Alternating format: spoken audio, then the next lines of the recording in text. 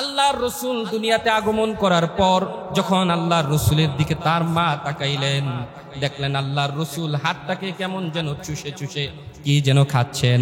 আল্লাহ তাআলা আল্লাহর রসুলের এক আঙ্গুল দিয়ে মধু আর এক আঙ্গুল দিয়ে দুধের নহর জারি করে দিয়েছেন। তার হাতটা যখন মুখ থেকে বের করলো, আমেনা দেখে যে হাতের আঙ্গুলের মধ্যে কি যেন একটা নূরের মতো চমকিয়ে উঠলো। ওই কাইসারের যত প্রাসাদগুলো রয়েছে, সব প্রাসাদগুলো, বড় বড় প্রাসাদগুলো ওই নূরের চমকের মধ্যে দেখা গেল। সুবহানাল্লাহ বলেন। আল্লাহ রসুলকে আব্দুল মুত্তালিব যখন বাহিরে রাখলো যে বাচ্চাটাকে একটু খোলা আকাশের নিচে রেখে দেই, আল্লাহর রসুলকে রাখার পর দেখলো যে আল্লাহর রসুল আকাশের দিকে আঙ্গুল তুলে এইভাবে আঙ্গুলটাকে নাড়ছেন আর খেলা করছেন, মুচকি মুচকি হাসি দিচ্ছেন। আল্লাহর রসুলের আঙ্গুলের দিকে তাকাই আব্দুল মুত্তালিব আকাশের দিকে তাকাইলেন, দেখেন ছোট মুহাম্মদ আকাশের চাঁদের সাথে খেলা করে। শুধু তাই নয়, মুহাম্মদুর রাসূলুল্লাহ তার শাহাদাত আঙ্গুল যেই দিকে নেয় আকাশের চাঁদটাও সেই দিকে যায়। সুবহানাল্লাহ বলেন। আব্দুল মুত্তালিব বলে, আবু লাহাবের বাদী বলে, আমি রাসূলুল্লাহকে যতটা সুন্দর দেখেছি পৃথিবীর জমিনে আর কাউকে এতটা সুন্দর দেখি নাই। সুবহানাল্লাহ। সেই দিন রাসূলের ঘরের মধ্যে কোনো বাতি ছিল না, কিন্তু আল্লাহর রসুল যখন জন্মগ্রহণ করলেন তার চেহারা নূরান্বিত আলোতে সকল অন্ধকার দূর হয়ে সূর্যের মতো আলো হয়ে গেল। আল্লাহর রসুল শুধু এতটাই রহমত ছিলেন না, এতটাই নূরান্বিত ছিলেন না, আল্লাহর রসুল যখন জন্মগ্রহণ করেছেন বলে যে আল্লাহর রসুলের চেহারাটা দেখে আমেনা বলে যে আমি এমন সন্তান কখনো দেখি নাই। আব্দুল মুত্তালিব সেও বলে আমি এমন সন্তান কোনোদিন দেখি নাই। আরবের সব মানুষগুলো বলে এমন সন্তান আমরা কোনোদিন দেখি নাই। এত সুন্দর ফুটফুটে সন্তান আরবের ভূমিতে আর কখনো জন্মগ্রহণ করে নাই। ঠিক এমন সময় আল্লাহর রসুলের নবুয়তের সময় রাসূলুল্লাহর সৌন্দর্য নিয়ে কথা উঠলো। এর মধ্যে একজন প্রশ্ন করলো আম্মা জান আয়েশাকে যে রাসূল সুন্দর বেশি নাকি ইউসুফ আলাইহিস সালাতু ওয়াস সালাম সুন্দর বেশি? আল্লাহু আকবার বলেন। আম্মা জান আয়েশা বললেন, আমি রাসূলের দিকে তাকাইলে বুঝি ইউসুফের জন্য মানুষগুলো হাত কেটেছে, কিন্তু রাসূলুল্লাহর সৌন্দর্যের এবং আখলাকের ভালোবাসায় মানুষগুলো কলিজা কেটে উৎসর্গ করে দিয়েছে। সুবহানাল্লাহ। আল্লাহর রসুল এবং ইউসুফের উদাহরণ হলো আল্লাহর রসুল হলো একটা পূর্ণিমার চাঁদের ন্যায়। এই জন্যই রসুল মক্কা থেকে যখন মদিনায় গেল, মদিনার সন্তানগুলো পড়লো তালাআল বাদরু আলাইনা ওয়াজাবা শুকরু আলাইনা, আমাদের মধ্যে একটা পূর্ণিমার চাঁদ আজকে থেকে উদিত হয়ে গেছে। সুবহানাল্লাহ বলেন।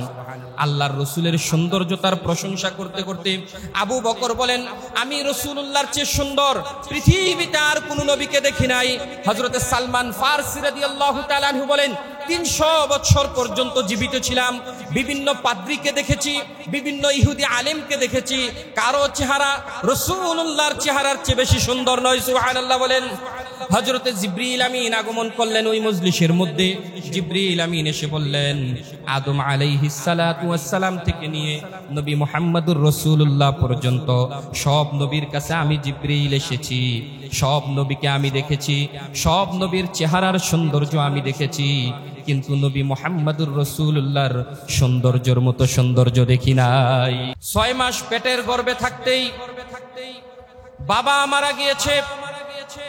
যখন শিশু মুহাম্মদ সাল্লাল্লাহু আলাইহি ওয়াসাল্লামের 5 বছর হয়েছে, 6 বছর হয়েছে, খেলার জন্য যখন মাঠে ময়দানে গিয়েছে, মাঠের মধ্যে বিকেল বেলা অন্যান্য বাচ্চাগুলোর বাবা এসে তাদেরকে নিয়ে যায়, কিন্তু শিশু মুহাম্মদ বসে থাকে, তার বাবা আসে না, মন মলিন হয়ে বসে থাকে। মা আমেনা গেলেন, দেখলেন শিশু বাচ্চা মন মলিন অবস্থায় পাহাড়ের ধারে হেলান দিয়ে বসে আছে। প্রশ্ন করা হলো, তুমি এখানে মন মলিন অবস্থায়, মন মালিন্যতায় কি ভাবছো? রসুল বলে, দিনের শেষে সব ছেলেদের বাবাগুলো আসে, এসে প্রত্যেককে নাম ধরে ধরে ডাক দেয়, আর প্রত্যেক সন্তানকে তাদের বাবার সাথে যেতে দেখি। তার মা দুধ মাকে বলে যে আমার বাবা তো পৃথিবীর জমিনের মধ্যে বেঁচে নাই, সুতরাং আমাকে নাম ধরে ডাক দেওয়ার মতো কেউ নাই। আল্লাহ তাআলা এটাই বলেন, রাসূল আমি আপনাকে পেয়েছি, আলাম ইয়াজিদকা ইয়াতীমান ফাআওয়া ওয়া ওয়াজাদাকা দাল্লান ফাহাদা ওয়া ওয়াজাদাকা আইলান ফাগনা। রাসূল আমি আপনাকে ইতিম হিসেবে পেয়েছি আর আমি আপনাকে পথ দেখিয়েছি, এই জন্য ইতিম আপনাকে ছোট কাল থেকে রেখেছি, এই জন্য যাতে করে আপনি পৃথিবীর জমিনে প্রত্যেকটা ইতিমের দুঃখ বুঝতে পারেন। সুবহানাল্লাহ। আর এতিমকে আপনি কখনো ধমক দিবেন না, কারণ পৃথিবীর মধ্যে ইতিম যদি আল্লাহ তাআলার কাছে কোনো নালিশ করে, সেই নালিশ কবুল করে নেয় কে? আল্লাহ তাআলা। এই জন্য কোনো ইতিম যেন দুঃখ পেয়ে আপনি রাসূলের বিরুদ্ধে কোনো নালিশ না করে, আগে থেকেই আমি আপনি রাসূলকে ইতিম করে দুনিয়ার জমিনের মধ্যে প্রেরণ করে দিয়েছি। সুবহানাল্লাহ বলেন। আল্লাহর রাসূল জন্মের সময় যখন জন্মগ্রহণ করেন, মায়ের গর্ভ থেকে যখন প্রসব হয়েছে, আশ্চর্য অলৌকিক বিষয়, মা আমেনা কিছুটার জন্য ঘুমিয়ে পড়লেন। ঘুমানোর পর দেখলেন তার গর্ভ থেকে একটা সন্তান হয়েছে। সন্তান হওয়ার পর নাপাক কিছু পানীয় বের হয় কি হয় না, নাপাক কিছু রক্ত বের হয়। ঘুম থেকে উঠলেন, দেখলেন আবু লাহাবের দাসী তার কোলের মধ্যে ছোট মুহাম্মদ রাসূলুল্লাহ সাল্লাল্লাহু আলাইহি ওয়াসাল্লাম খেলাধুলা করতেছেন। আবু লাহাবের দাসীকে আল্লাহর রাসূলের মা প্রশ্ন করলেন, এই বাচ্চা কোথা থেকে? বলল, সবে মাত্র আপনি প্রসব করেছেন। আল্লাহর রাসূলের মা বলে, কসম করে বলি সন্তান আমার থেকে এসেছে, কিন্তু আমি টের পাই নাই। বলেন, দুনিয়ার জমিনের মধ্যে এমন কোন মা রয়েছে যে সন্তান প্রসব হয়েছে কিন্তু কোনো টের পায় নাই? আল্লাহর রাসূলের মা আরো সাক্ষী দেয়, এই মুহাম্মদ এসেছে।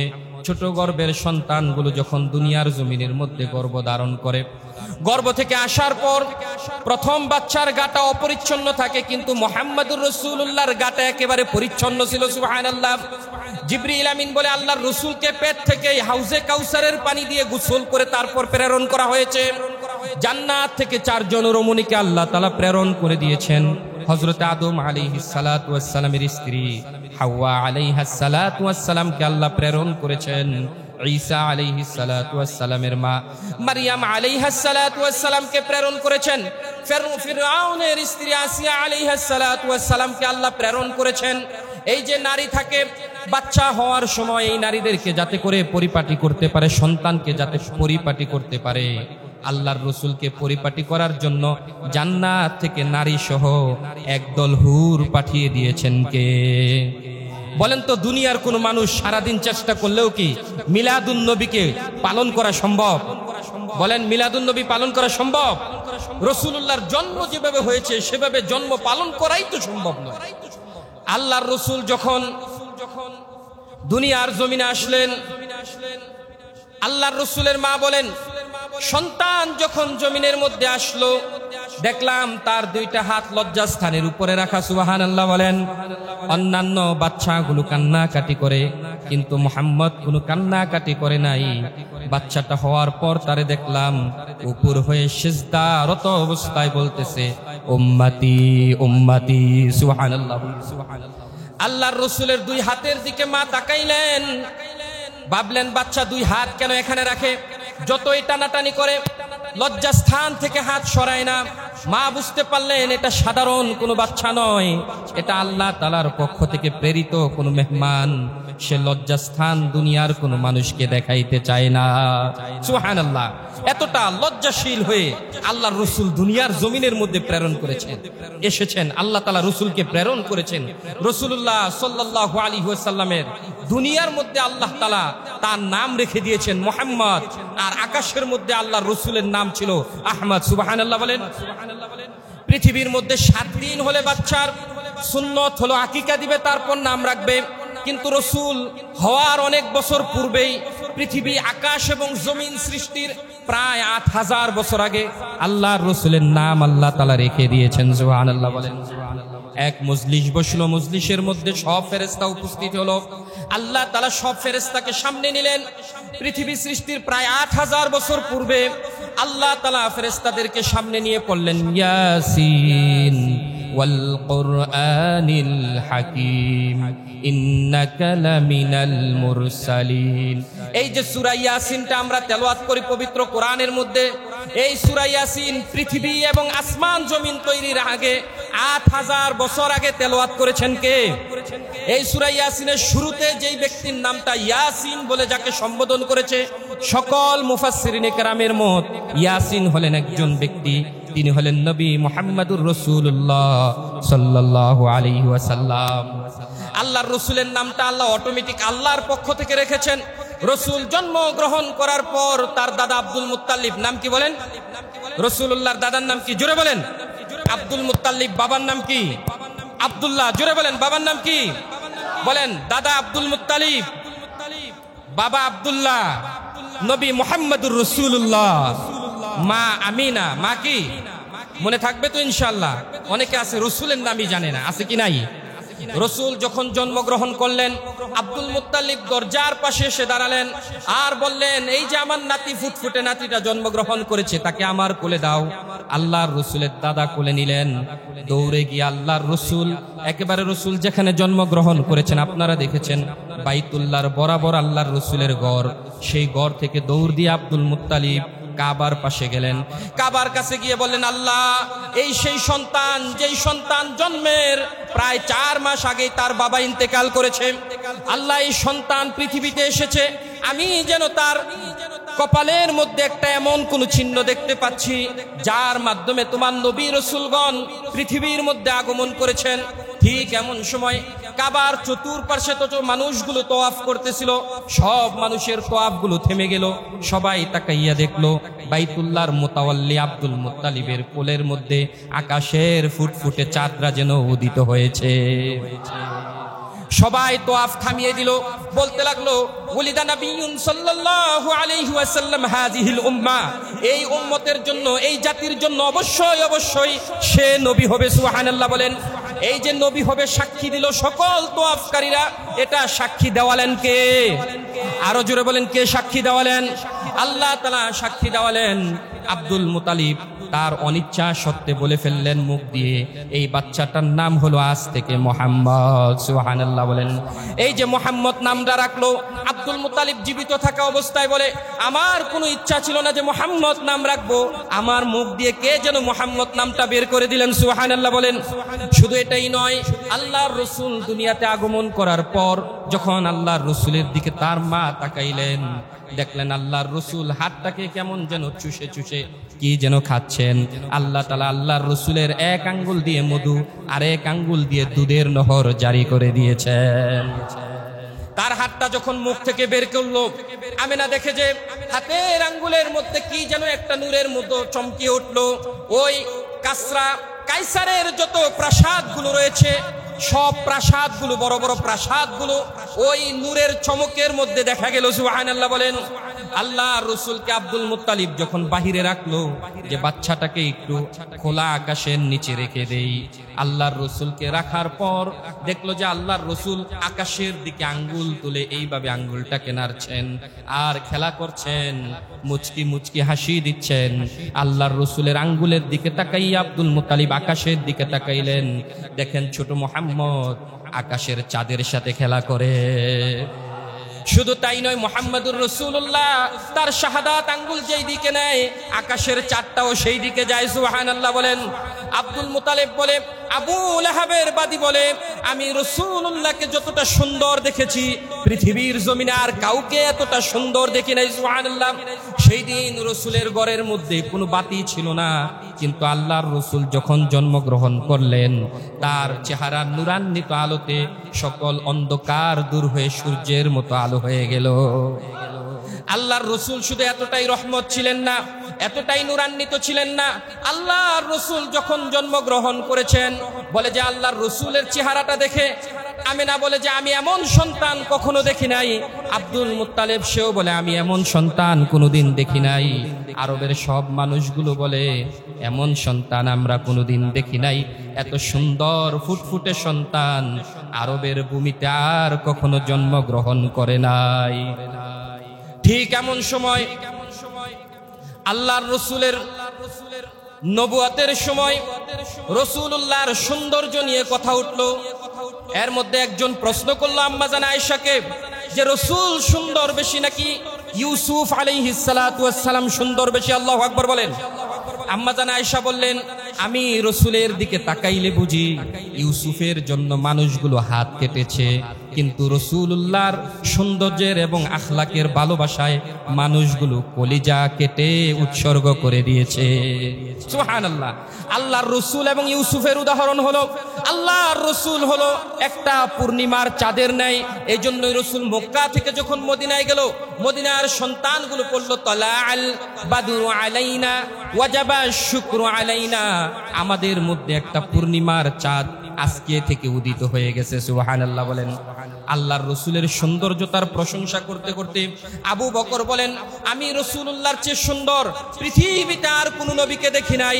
হযরতে সালমান ফারসি রাদিয়াল্লাহু তাআলা আনহু বলেন, 300 বছর পর্যন্ত জীবিত ছিলাম, বিভিন্ন পাদ্রীকে দেখেছি, বিভিন্ন ইহুদি আলেমকে দেখেছি, কারো চেহারা রাসূলুল্লাহর চেহারার চেয়ে বেশি সুন্দর নয়। সুবহানাল্লাহ বলেন। হযরতে জিবরিল আমিন আগমন করলেন ওই মজলিসের মধ্যে। জিবরিল আমিন এসে বললেন, আদম আলাইহিস সালাতু ওয়াস সালাম থেকে নিয়ে নবী মুহাম্মদুর রাসূলুল্লাহ পর্যন্ত সব নবীর কাছে আমি জিবরিল এসেছি, সব নবীকে আমি দেখেছি, সব নবীর চেহারার সৌন্দর্য আমি দেখেছি, কিন্তু নবী মুহাম্মদুর রাসূলুল্লাহর সৌন্দর্যের মতো সৌন্দর্য দেখি নাই। এত সুন্দর করে তৈরি করেছেন, সবার প্রশ্নের জবাবে, সবার সৌন্দর্যের বর্ণনায় আল্লাহ তাআলা নিজেই সৌন্দর্য বর্ণনা করতেছেন। আল্লাহ তাআলা নিজে বলেন, ও জিবরিল, তুমি কোথা থেকে এত সৌন্দর্যতা দেখবে? আমি আল্লাহ তাআলা নবী মুহাম্মদের মতো সুন্দর করে পৃথিবীতে আর কাউকে সৃষ্টি করি নাই। সুবহানাল্লাহ বলেন। পৃথিবীর সবচেয়ে সুন্দর যে ব্যক্তিটাকে আমি সৃষ্টি করেছি তার নাম হলো মুহাম্মাদুর রাসূলুল্লাহ সাল্লাল্লাহু আলাইহি ওয়াসাল্লাম। তাহলে আমরা হলাম সেই নবীর, সেই রাসূলের উম্মত। এই জন্য আমরা খুশি না বেজার? সেই রাসূলকে মানবো তো ইনশাআল্লাহ, রাসূলুল্লাহর সুন্নতগুলো মানবো তো ইনশাআল্লাহ। রাসূলুল্লাহকে যারা চিনেছে তারা জান্নাতের সার্টিফিকেট পেয়েছে। জান্নাত দিয়ে দিয়েছেন কে? দুনিয়ার জমিনের মধ্যে রাসূলুল্লাহকে এমন ভাবে যারা রাসূলকে চিনেছে তারা এমন ভাবে চিনেছে, আল্লাযীনা ইয়ারিফুনাহু কামা ইয়ারিফুনা আবনাআহুম ওয়া ইন্না ফারীকাম মিনহুম লা ইয়াকতুমুনাল হক। আল্লাহ তাআলা কোরআনের আয়াত নাজিল করে দিলেন, রাসূলুল্লাহকে কাফের মুশরিকরা অথবা ইহুদি পাত্রীরা এতটা চিনেছে রাসূলকে যে তাদের আপন সন্তানের চেয়েও বেশি ভালো করে চিনেছে। সুবহানাল্লাহ বলেন। হযরতে সালমান ফারসি বলে, 300 বছর ঘোরার পর, 300 বছর ঘুরতে ঘুরতে আমি মদিনায় এসে রাসূলকে দেখে সাথে সাথেই বুঝতে পারলাম ইনি হলেন আল্লাহর রাসূল। সুবহানাল্লাহ বলেন। ঠিক এমনই একজন সাহাবী, নাম হলো আবু যর গিফারি। নাম কি বলেন? আবু যর গিফারি এমন একজন সাহাবী যে সব সাহাবী তারা যদিও তাকওয়ার দিক দিয়ে কখনো এই দিক সেই দিক হয়েছে, কিন্তু আবু যর গিফারি রাদিয়াল্লাহু তাআলা আনহু তাকওয়ার দিক দিয়ে কখনো ছাড় দেয় নাই। সুবহানাল্লাহ বলেন। এতটা আল্লাহ বিরু ছিলেন, মাঝে মাঝে হযরতে ওমর রাদিয়াল্লাহু তাআলা আনহু আবু যর গিফারিকে ভয় পাইতেন। সুবহানাল্লাহ। কারণ সবাই ছাড় দিল, আবু যর গিফারি ছাড় দিবে না। সে আবু যর গিফারি ইসলাম গ্রহণ করার পূর্বে মক্কার অলিতে গলিতে ঘুরছে যে রাসূল মুহাম্মদকে দেখবে। কাকে দেখবে বলেন? রাসূল মুহাম্মদকে দেখবে। আল্লাহর রাসূলকে দেখার জন্য হযরত আবু যর গিফারি যখন মক্কার অলিতে গলিতে ঘুরছিলেন, কিন্তু সাহস করতেছিলেন না যে মানুষকে বলবেন যে আবু যর এসেছে নবী মুহাম্মদকে দেখার জন্য, তার সাথে সাক্ষাৎ করার জন্য সাহস করতেছেন। কারণ অবস্থাটা ছিল এমন, মক্কার কাফের মুশরিকরা চতুর্দিক দিয়ে এমন ভাবে বয়কট করছে, রাসূলকে না ইসলামের দাওয়াত দিতে দেয়, না রাসূলের কাছে কাউকে আসতে দেয়। সুতরাং যে ব্যক্তি রাসূলের কাছে আসতে চায় তাকেই ধরে, তাকেই বাইতুল্লাহর চত্বরে নিয়ে পিছনের দিকে হাত বেঁধে তাকে মার দেওয়া হয়। বলেন নাউজুবিল্লাহ। সব সাহাবীরা আতঙ্কিত, এই মুহূর্তে রাসূলের কাছে কাউকে আসতে দেওয়া যাবে না এবং রাসূলকেও বের হতে দেওয়া যাবে না। ঠিক এই সময় আবু যর গিফারি রাদিয়াল্লাহু তাআলা আনহু তিনি বললেন যে আমি রাসূল মুহাম্মদকে দেখবই দেখব। সুবহানাল্লাহ বলেন। অলিতে ঘুরেন, গলিতে গলিতে ঘুরছেন, নবী মুহাম্মদুর রাসূলুল্লাহর সাথে সাক্ষাৎ করবেন। নবী মুহাম্মদুর রাসূলুল্লাহর সাক্ষাৎ কোথাও পায় না। সাক্ষাৎ পাইলেন একজন সাহাবী, নাম হচ্ছে আলী রাদিয়াল্লাহু তাআলা আনহু। নাম কি? আলী রাদিয়াল্লাহু তাআলা আনহু। আলী রাদিয়াল্লাহু তাআলা আনহুর সাথে সাক্ষাৎ হওয়ার পর হযরত আবু যর গিফারি বললেন, তোমাকে একটা কথা বলতে চাই, যদি কথাটা গোপন রাখো তাহলে তোমাকে বলবো। সুবহানাল্লাহ বলেন। হযরত আলী বললেন, কি কথা বলবা? এমন একজন ব্যক্তির ব্যাপারে কথা বলবো যেই ব্যক্তিটার নাম শুনলে কাফের মুশরিকদের গা জ্বলে উঠে। আল্লাহু আকবার বলেন।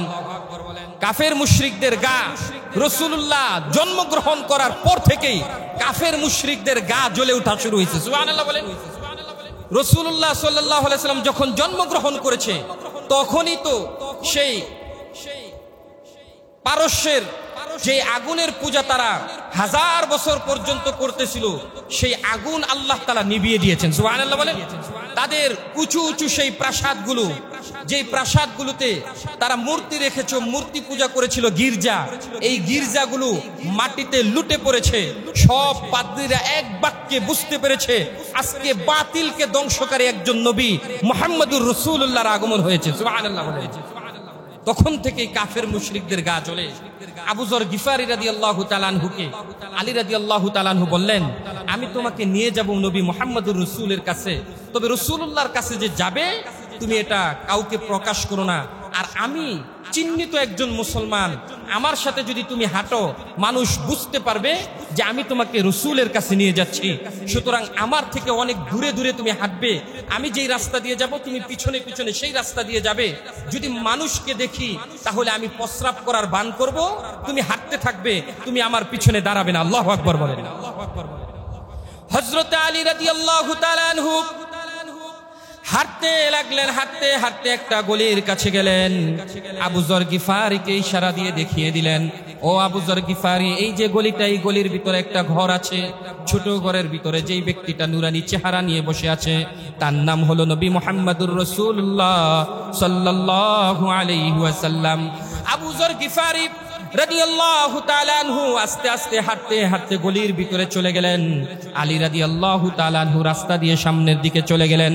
আবু যর গিফারি রওয়ায়াত করেন হাদিসের কিতাবের মধ্যে, আমি যাওয়ার পর দেখলাম আল্লাহর রাসূল যেই ঘরের ভিতরে বসে আছে, ঘরের সামনে একটা পর্দা আছে। পর্দাটা আমি সরাতেই একটা নুরানি চেহারার চমক আমার চোখের মধ্যে এসে লেগে গেল। আল্লাহর রাসূল বলেন, আবু যর গিফারিকে আমার সামনে নিয়ে আসো। আবু যর গিফারি দরজা খুললেন। দরজা খুলে আল্লাহর রাসূলের কদমের কাছে চলে গেলেন। আল্লাহর রাসূলকে জড়াইয়া ধরলেন আর বললেন, যেই জাতি আপনি রাসূলকে চিনতে পারলো না, দেখার সাথে সাথে যারা চিনলো না তাদের চেয়ে বড় কপাল পোড়া আর কেউ হতে পারে না। আল্লাহর রাসূল সাল্লাল্লাহু আলাইহি ওয়াসাল্লামকে ধরলেন। তার খতমে নবুয়াতের চিহ্নের মধ্যে, মোহরে নবুয়াতের মধ্যে হযরতে আবু যর গিফারি চুম্বন দিলেন আর পড়ে নিলেন, লা ইলাহা ইল্লাল্লাহু মুহাম্মাদুর রাসূলুল্লাহ সাল্লাল্লাহু আলাইহি ওয়াসাল্লাম। সুতরাং আল্লাহর রাসূল সাল্লাল্লাহু আলাইহি ওয়াসাল্লাম যেভাবে জন্মগ্রহণ করেছেন, যে আকৃতিতে এসেছেন, এই আকৃতি, এই জন্ম পদ্ধতি অবলম্বন করা কারো দ্বারা সম্ভব নয়। আল্লাহর রাসূল সাল্লাল্লাহু আলাইহি ওয়াসাল্লামকে অধিকাংশ সাহাবায়ে কেরাম শুধু দেখেই ইসলাম ধর্ম গ্রহণ করেছেন। সুবহানাল্লাহ। রাসূলুল্লাহর হাঁটা দেখেছেন, রাসূলের আখলাক দেখেছেন, রাসূলের চরিত্র দেখেছেন। যারা দেখেছেন রাসূলের চরিত্র দেখে, রাসূলের হাঁটা দেখে, রাসূলের চেহারা দেখে, মুচকি হাসিটা দেখে তার ভালোবাসায় মগ্ন হয়ে অধিকাংশ কাফের মুশরিকরা ইসলাম ধর্ম গ্রহণ করেছেন। সুবহানাল্লাহ। আল্লাহর রাসূলকে আল্লাহ এতটা সুন্দর অবয়ব দিয়ে পৃথিবীর জমিনে প্রেরণ করেছেন, আমি অদম আপনাদের সামনে এটা বর্ণনা করতেও পারবো না। তবে শামাইলে তিরমিজির মধ্যে এসেছে, পৃথিবীতে যত সৌন্দর্যতা আছে সব সৌন্দর্যগুলো আল্লাহ তাআলা তার রাসূলকে দিয়ে প্রেরণ করেছেন, আর সেই রাসূল সব সৌন্দর্যের অধিকারী একাই ছিলেন। আল্লাহ তাআলা রাসূলের আখলাকটাকেও সবচেয়ে বেশি সুন্দর বানিয়েছেন। ছোট থেকে নিয়ে একটা মাসুম বাচ্চা, জন্মের পর থেকে নিয়ে কোনো সাহাবী, এমনকি তার স্ত্রীও বলতে পারবেন না যে আমরা আল্লাহর রাসূলের লজ্জাস্থান দেখেছি। সুবহানাল্লাহ। ওয়া ইন্নাকা লাআলা খুলুকিন আযীম। এতটা চরিত্রের অধিকারী দিয়ে আল্লাহ তাআলা তার রাসূলকে প্রেরণ করেছেন, কেউ রাসূলের লজ্জাস্থানটা পর্যন্ত দেখে নাই। সুবহানাল্লাহ বলেন। বাইতুল্লাহকে রাসূলের বয়স যখন 8 বছর কিংবা 9 বছর, তখন কাফের মুশরিকরা বাইতুল্লাহটাকে মেরামত করার জন্য চিন্তা ভাবনা করলো। সবাই চিন্তা করলো সকলের হালাল টাকা দিয়ে বাইতুল্লাহকে মেরামত করা হবে। বাইতুল্লাহকে নির্মাণের জন্য মক্কার কুরাইশ বংশের সকল ছোট ছোট বাচ্চা থেকে নিয়ে নারী পুরুষ সকলে পাথর বহন করে আনছিল। আল্লাহর রাসূল সেই মিছিলের মধ্যে শামিল হয়েছে যারা পাথর বহন করে আনছিলেন। আল্লাহর রাসূল পাহাড়ের পাদদেশ থেকে বাইতুল্লাহ নির্মাণের জন্য ছোট বাচ্চা 7 বছর 8 বছরের বাচ্চা পাথর বহন করে নিয়ে আসছে। আল্লাহর রাসূলের চাচা আবু তালেব বললেন, ছোট বাচ্চা তুমি, মাথার মধ্যে পাথর নিতে কষ্ট হয়, তাই গায়ের মধ্যে পরনের মধ্যে যে লুঙ্গিটা আছে এটাকে খুলে ফেলো। লুঙ্গিটাকে খুলে আল্লাহর রাসূলের মাথার মধ্যে দিতে চাইলেন যাতে করে মাথায় ব্যথা না পায়, কারণ ছোট একটা বাচ্চা লুঙ্গি খুললেই বা কি হবে, কি বলেন আপনারা? এখানে অনেকেই আছে আমরা এই বয়স যে 12 বছর বয়সেও এই লুঙ্গি পরে নাই, হাফ প্যান্ট পরে নাই, আছে কি নাই? আছে না? আল্লাহর রাসূলের ব্যাপারে এমনটাই চিন্তা করলেন, কিন্তু রাসূলুল্লাহর সতর খোলার জন্য যখন লুঙ্গিতে ধরলেন, ধরার পর সতর খুলতেও পারে নাই, আল্লাহর রাসূল বেহুশ হয়ে গেছে। আল্লাহু আকবার।